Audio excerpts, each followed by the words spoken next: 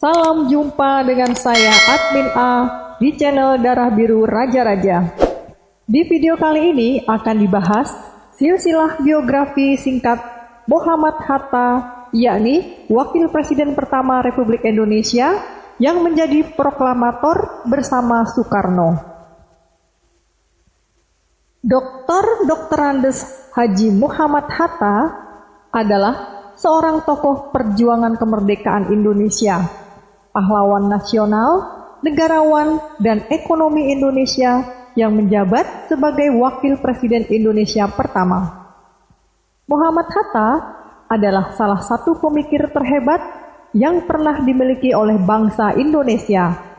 Hatta dikenal sebagai Bapak Proklamator bersama dengan Soekarno. Selain itu, ia juga dikenal sebagai Bapak Koperasi Indonesia. Dalam perjuangan demi kemerdekaan Indonesia, Muhammad Hatta harus rela berurusan dengan hukum Belanda hingga ia sempat dipenjara.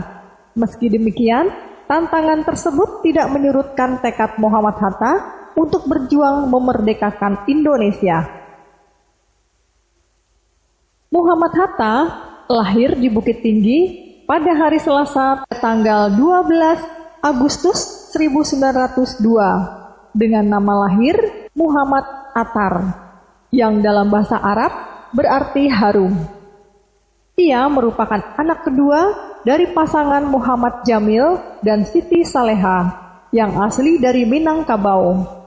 Kakak Muhammad Hatta bernama Rafiah Attar yang lahir pada tahun 1900. Sang ayah masih berada di garis keturunan ulama tarekat di Batu Hampar dekat Payakumbuh, Sumatera Barat. Sedangkan sang ibu merupakan keturunan dari keluarga pedagang di Bukit Tinggi. Silsilah dari garis ayah. Muhammad Hatta adalah putra dari Muhammad Jamil, yakni seorang keturunan ulama Nasyabandiyah di Payakumbuh, Sumatera Barat, yang lahir pada tahun 1870 dan wafat pada tahun 1903, yang menikah dengan Siti Saleha. Muhammad Jamil adalah putra dari Syekh Abdul Rahman Batu Hampar yang merupakan seorang ulama besar nan saleh. Lahir pada tahun 1777 dan wafat pada tahun 1899. Syekh Abdul Rahman bin Abdullah Al-Minangkabawi menikah dengan Sadiah.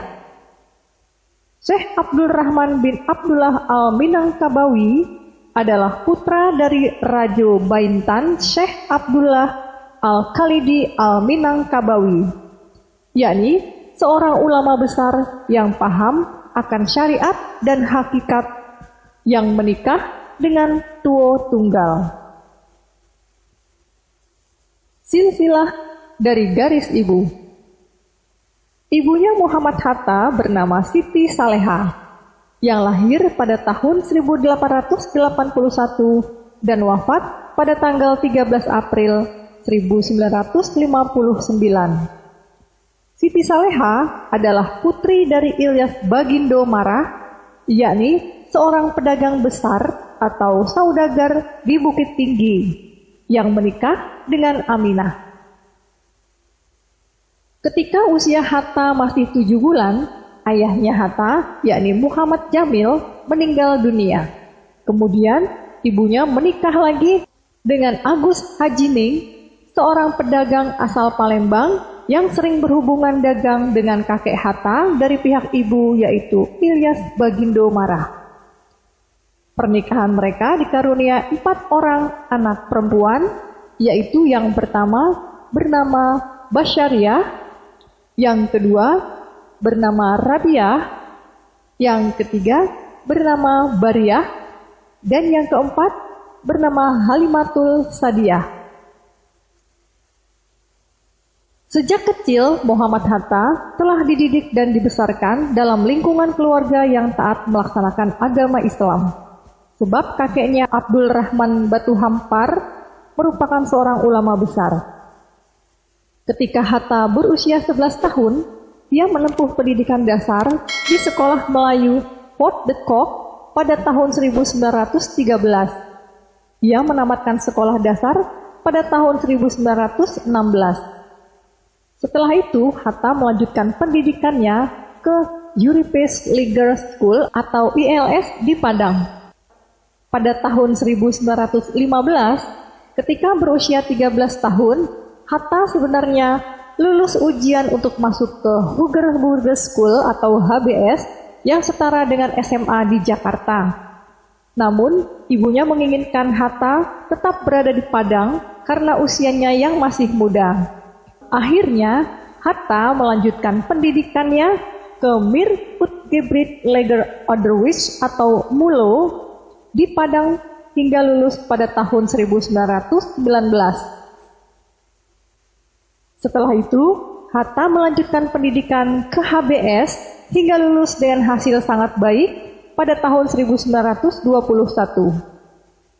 Hatta kemudian melanjutkan pendidikannya ke Rotterdam, Belanda, untuk mempelajari ilmu ekonomi di Nederland School yang saat ini menjadi Erasmus Universiteit. Selain menyerap segala ilmu pengetahuan di pendidikan formal, Hatta juga mempelajari ilmu-ilmu agama. Berhubung keluarganya merupakan keluarga yang taat agama, ia pernah belajar bersama Muhammad Jamil Jambek, Abdullah Ahmad, dan beberapa ulama lainnya. Sejak bersekolah di MULO di Padang, Muhammad Hatta sudah aktif berorganisasi. Ia tercatat pernah menjabat sebagai bendahara organisasi Jong Sumatera Nenbon, cabang Padang pada tahun 1916. Pengetahuannya di bidang politik pun bertambah pesat karena rajin menghadiri berbagai pertemuan. Ketika pindah ke Jakarta, Hatta aktif di Jong Sumatera Nenbon Pusat dengan menjabat sebagai bendahara. Sementara itu, ketika ia berada di Belanda, Muhammad Hatta tergabung dalam Perhimpunan Hindia atau Indische Vereniging pada tahun 1922. Saat itu, Hatta menjabat sebagai bendahara. Pada awalnya, Indische Vereniging yang berdiri pada tahun 1908 merupakan ajang pertemuan pelajar asal Indonesia di Belanda. Namun, seiring perkembangan kesadaran dan rasa nasionalisme para mahasiswa asal Indonesia, organisasi tersebut berubah menjadi gerakan politik. Hal itu disebabkan kedatangan 3 tokoh Indische Partai, yakni Suwardi Suryaningrat atau Ki Hajar Dewantara, Dawes Dekker, dan Cipto Mangunkusumo pada tahun 1913. Untuk lebih jelasnya, perjuangan tersebut bisa ditonton video sebelumnya yang berjudul Silsilah Biografi Ki Hajar Dewantara. Linknya saya taruh di deskripsi. Sejak saat itu, pemikiran Muhammad Hatta semakin berkembang karena kebiasaannya menghadiri ceramah politik. Adapun tokoh politik yang menjadi idola Muhammad Hatta adalah Abdul Muiz. Geliat politik pun semakin mencuat ke permukaan. Komunitas itu pun memiliki tujuan baru, yaitu mempersiapkan kemerdekaan Indonesia. Indische Vereniging berubah nama menjadi Indonesische Vereniging, lalu berganti nama menjadi Perhimpunan Indonesia atau PI. Pada tahun 1922, Hatta kembali menduduki posisi bendahara di Perhimpunan Indonesia, dan 3 tahun kemudian ia terpilih sebagai ketua. Hatta juga sempat mengatur majalah Hindia Putra yang berganti nama menjadi Indonesia Merdeka di tahun 1924. Di bawah kepemimpinan Hatta, Persatuan Indonesia mengalami banyak perubahan. Mereka jauh lebih memperhatikan pergerakan di Indonesia melalui ulasan dan komentar yang rilis di media massa. Muhammad Hatta juga pernah berpidato inaugurasi dengan judul Struktur Ekonomi Dunia dan Pertentangan Kekuasaan.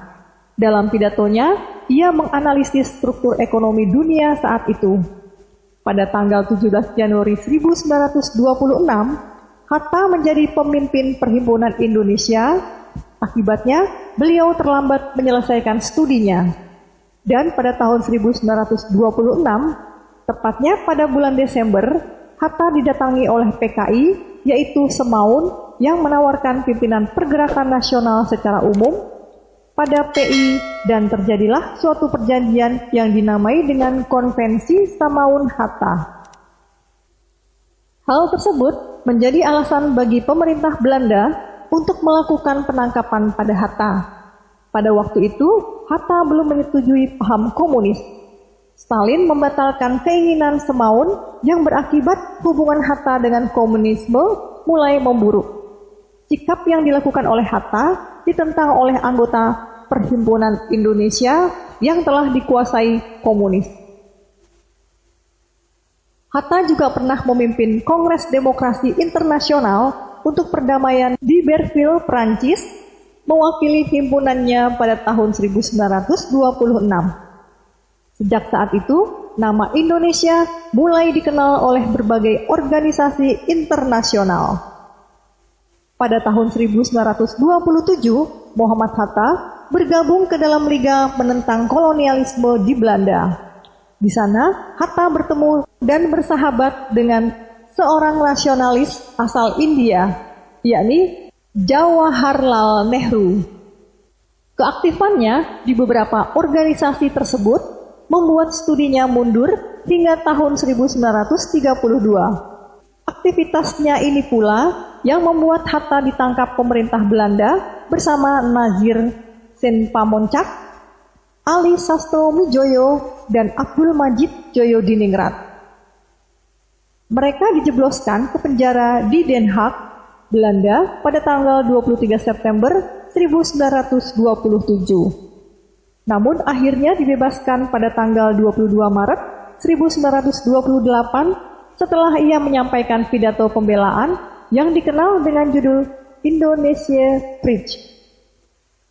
Pada tahun 1931, Hatta mengundurkan diri sebagai Ketua Perhimpunan Indonesia karena ingin menyelesaikan studinya.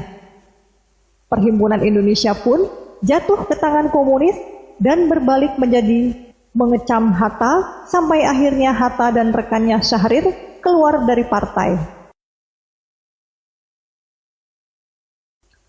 Muhammad Hatta kembali ke Indonesia pada tahun 1932. Begitu sampai di tanah air, Hatta kemudian bergabung dengan organisasi Klub Pendidikan Nasional Indonesia. Organisasi tersebut bertujuan untuk meningkatkan kesadaran politik rakyat Indonesia melalui berbagai pelatihan. Bisa dikatakan, himpunan ini merupakan tandingan dari Perhimpunan Indonesia. Pengasingan aktivis Soekarno ke Flores di tahun berikutnya menuai kritik keras dari Hatta. Di berbagai media massa, Hatta mulai menulis artikel tentang pengasingan. Hal ini membuat Belanda memusatkan perhatiannya pada Klub Pendidikan Nasional Indonesia serta menangkap Hatta dan Syahrir sebagai pimpinan perhimpunan tersebut. Pada Februari 1934, kemudian diasingkan ke Boven di Gul, Irian Barat. Bung Hatta tetap menulis di berbagai surat kabar saat diasingkan, baik surat kabar Jakarta maupun Medan. Selain itu, ia juga rajin membaca buku yang dibawanya dari Batavia, lalu mengajarkan kepada teman-temannya di sana. Pada tahun 1937, Hatta dan Syahrir dipindahkan ke Banda Neira, Maluku, selama 6 tahun. Sewaktu di Banda Neira, ia bercocok tanam dan menulis di surat kabar Sintitpo dan Nasional Komantaren. Pada tahun 1942, Hatta pun dipindahkan ke Sukabumi. Setelah Belanda menyerah dan Jepang menguasai Indonesia, Muhammad Hatta dibawa ke Jakarta.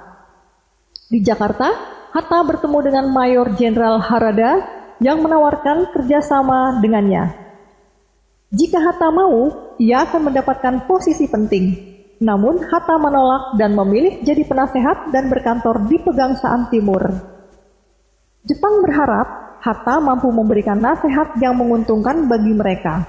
Namun, ia memanfaatkan kesempatan itu untuk membela kepentingan rakyat Indonesia.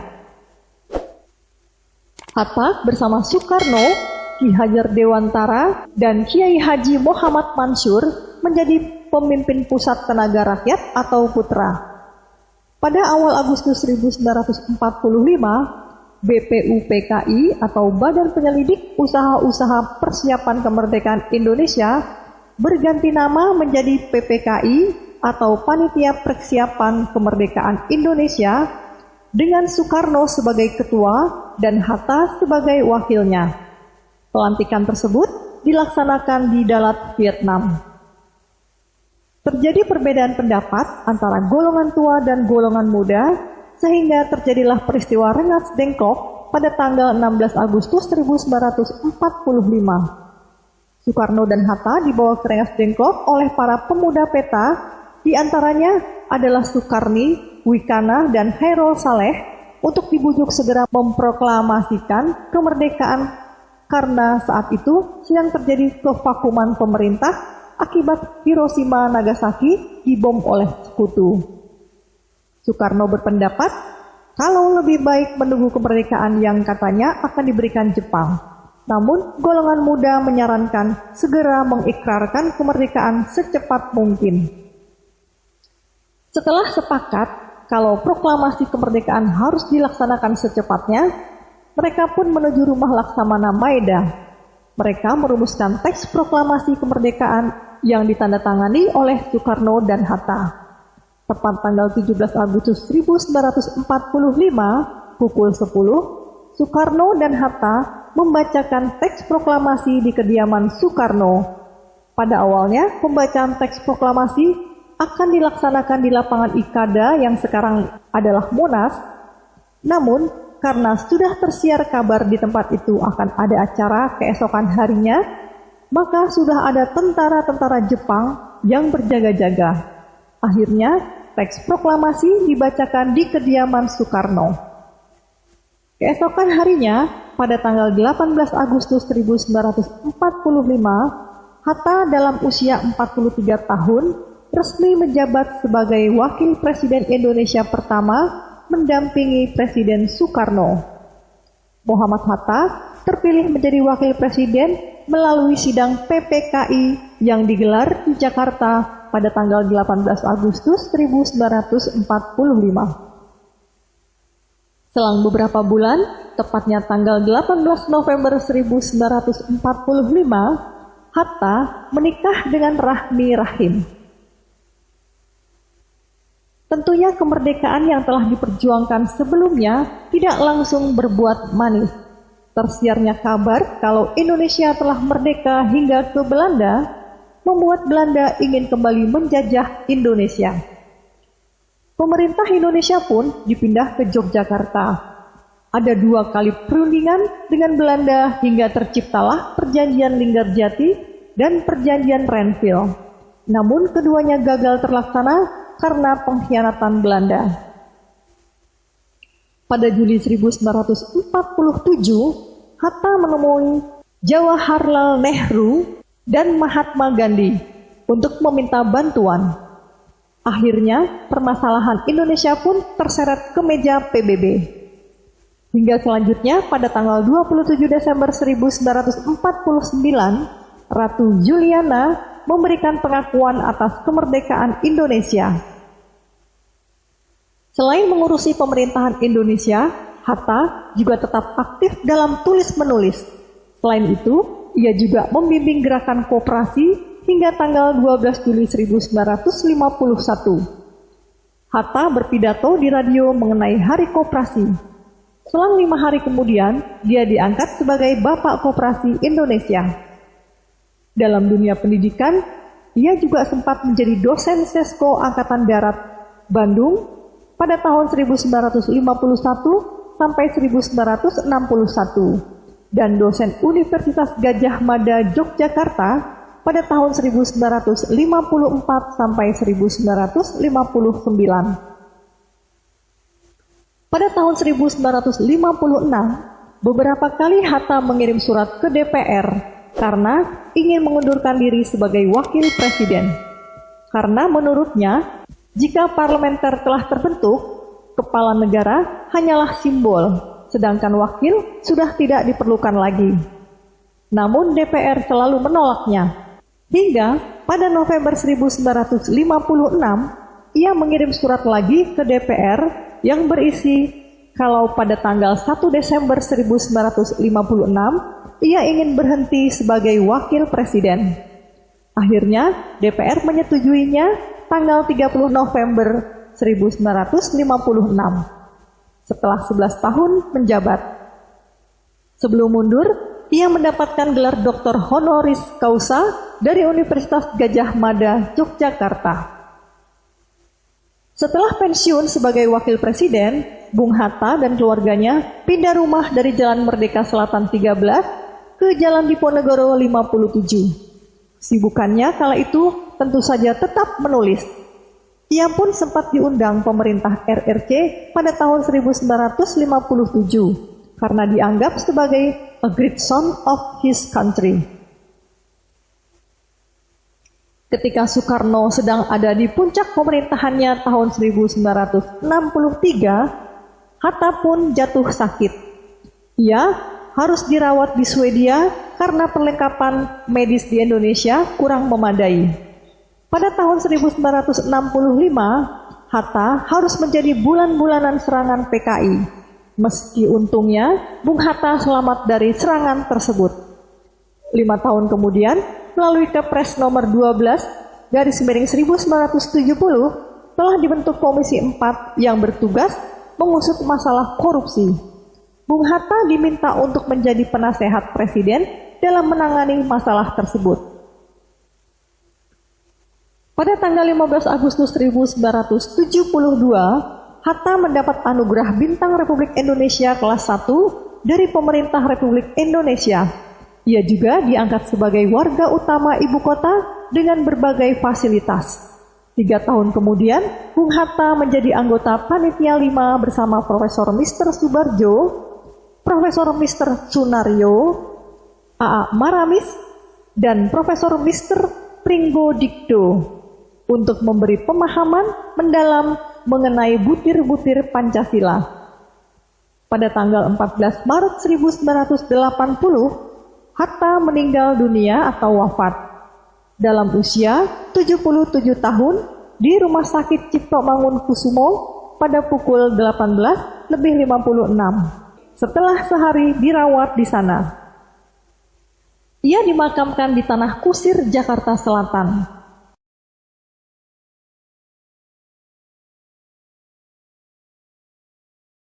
Pada tanggal 23 Oktober 1986, Muhammad Hatta diberi gelar pahlawan proklamator bersama dengan Soekarno melalui keputusan Presiden atau Kepres nomor 81/TK/1986. Dalam buku 100 tahun Bung Hatta yang ditulis oleh Mutia Farida Hatta, tercantum jika Bung Hatta sudah berjuang untuk kemerdekaan Indonesia sejak muda. Karena kepeduliannya yang besar inilah, ia bersumpah tidak akan menikah selama Indonesia belum merdeka. Berbeda dengan Bung Karno yang piawai berbicara, Bung Hatta adalah sosok pemalu. Di luar kegiatannya mewujudkan kemerdekaan, ia banyak mengisi waktu dengan membaca buku. Mau tak mau, Bung Karno gelisah melihat dirinya yang masih melajang di usia 40 tahunan. Bahkan setelah Indonesia merdeka, ia masih tetap melajang.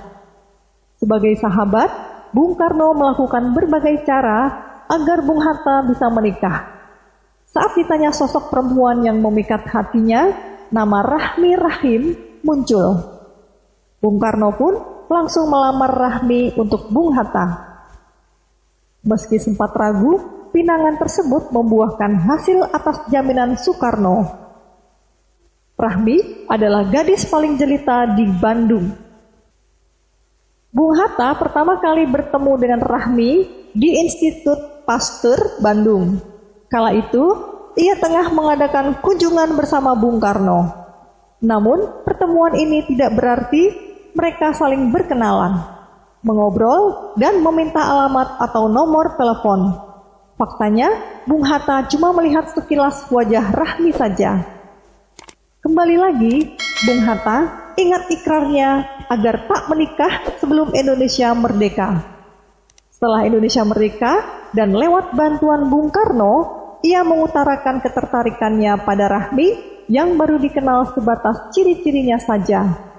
Tak dinyangka, cinta yang lama dipendamnya berbuah manis.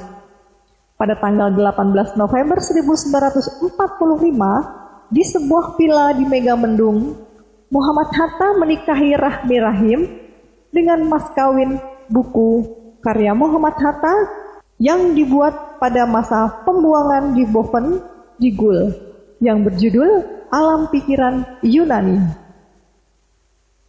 Perbedaan usia antara Rahmi dan Hatta mencapai 24 tahun, namun tidak pernah menjadi masalah. Selama 35 tahun pernikahan, tak satu pun berita buruk soal rumah tangga mereka menyeruak. Ini tak lain karena sosok Bung Hatta yang mampu merangkul seluruh anggota keluarganya. Rahmi Rahim atau Siti Rahmiati Hatta atau Yuke lahir pada tanggal 16 Februari tahun 1926 dan wafat pada tanggal 13 April 1999. Rahmi Rahim adalah putri dari Abdul Rahim yang menikah dengan Ani. Dari pernikahan Hatta dan Rahmi, mereka memiliki 3 orang putri, yaitu yang pertama, Profesor Dr. Mutia Farida Hatta, lahir di Yogyakarta tanggal 21 Maret 1947. Mutia adalah politikus Indonesia yang menjabat sebagai anggota Dewan Pertimbangan Presiden sejak 25 Januari 2010. Sebelumnya, ia menjabat sebagai Menteri Negara Pemberdayaan Perempuan dalam Kabinet Indonesia Bersatu pada tahun 2004 sampai 2009. Mutia mendapat gelar doktornya dalam bidang antropologi di Universitas Indonesia pada tahun 1991. Pada tahun 2002 sampai 2005, ia menjabat sebagai Ketua Umum Yayasan Hatta. Ketika menjabat Menteri Negara Pemberdayaan Perempuan, Mutia memberi banyak masukan kepada pemerintah, di antaranya melalui penegakan pemberlakuan Undang-Undang Nomor 23 Tahun 2004 tentang penghapusan kekerasan dalam rumah tangga atau PKDRT yang bertujuan memberikan landasan hukum bagi perempuan agar terlepas dari tindakan kekerasan oleh lelaki dalam berumah tangga. Mutia menikah dengan Sri Edi Swasono pada tahun 1973 dan memiliki 2 orang anak, yaitu yang pertama Juwita Hanum Swasono dan yang kedua Tan Sri Yusuf Zulfikar. Putrinya yang kedua bernama Dr. Randa Gemala Rabiah Hatta, MRA, MPH. Lahir tanggal 2 Maret 1952. Gelar MRA diperoleh dari School of Medical Record Administration Sydney, Australia di tahun 1976. Ia bersekolah di Sekolah Tinggi Ilmu Administrasi Lembaga Administrasi Negara RI, lulus tahun 1983 dan meraih gelar sarjana. Melanjutkan ke S2 di Pascasarjana Fakultas Kesehatan Masyarakat Universitas Indonesia dan lulus pada tahun 1994. Terakhir, pada tahun 2002 berhasil meraih gelar doktor lulus cum laude dari FKM UI atau jurusan Biostatistik. Sejak 1976 sampai 2017, ia bekerja sebagai PNS Kementerian Kesehatan Republik Indonesia. Namun, sejak tahun 2001 sampai sekarang, Gemala Hatta adalah honorary member dari American Health Information Management atau AHIMA, Chicago, Amerika Serikat. Gemala sering menjadi pembicara di berbagai kongres dan seminar di dalam dan di luar negeri. Gemala menikah dengan Muhammad Khalil Barijambek dan memiliki seorang anak. yaitu bernama Muhammad Attar Baljambek. Putrinya yang ketiga bernama Dr. Randa Halida Nuriyah Hatta, MA. Lahir pada tanggal 25 Januari 1956. Perjalanan karir Halida dimulai sebagai asisten dosen studi ilmu politik pimpinan Profesor Miriam Budiarjo di Fakultas Ilmu Sosial dan Ilmu Politik. Halida bersekolah di Universitas Internasional Jepang dan program Pascasarjana Ilmu Pemerintahan dan Politik Universitas Indonesia. Ia mengikuti jejak kakaknya, Mutia Hatta, berkarir di dunia politik sejak awal 2008. Halida Hatta bergabung dengan Prabowo Subianto, putra mendiang Sumitro Joyo Hadikusumo, yang juga dikenal sebagai salah satu tokoh dengan pandangan dan pemikiran sama dengan ayah Halida. Ajakan bergabung dan menjadi salah satu petinggi Partai Gerindra tersebut ditanggapi positif olehnya.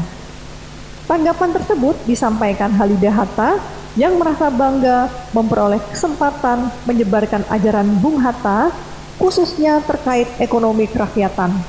Dalam buku yang ditulisnya, Gedung Ini Rindu Penghuni yang Jujur, Halida menyatakan komitmen politiknya bersama Partai Gerindra dalam melanjutkan cita-cita perjuangan sang ayah, yaitu mengembalikan dan menguatkan potensi perekonomian serta karakter terbaik bangsa Indonesia demi kesejahteraan rakyatnya sendiri.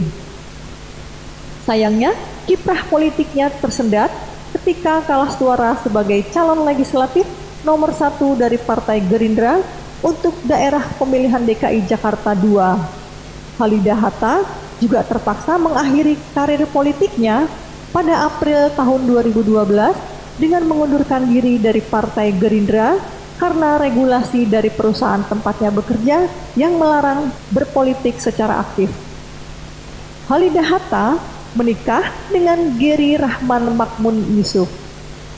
Dari pernikahannya, ia memiliki satu orang anak, yakni bernama Gustika Fardani Yusuf. Demikianlah silsilah dan biografi singkat Muhammad Hatta sang proklamator yang bisa disampaikan. Semoga bisa menambah pengetahuan bagi yang menonton video ini. Sampai jumpa di video berikutnya. Terima kasih.